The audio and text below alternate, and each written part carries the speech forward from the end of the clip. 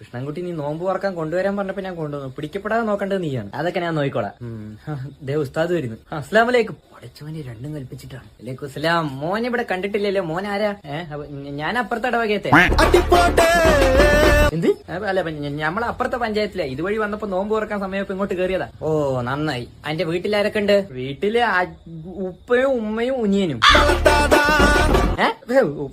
ഉപ്പയും ഉമ്മയും അനിയനും. ഓ എന്താ എന്റെ ജോലി? നമ്മള് ദുബായിലാണ്, ചെറിയൊരു പണിയാണ്. അതെയോ? നമ്മുടെ മോൻ ഷാർജയില, വലിയ പൊസിഷനില്ല.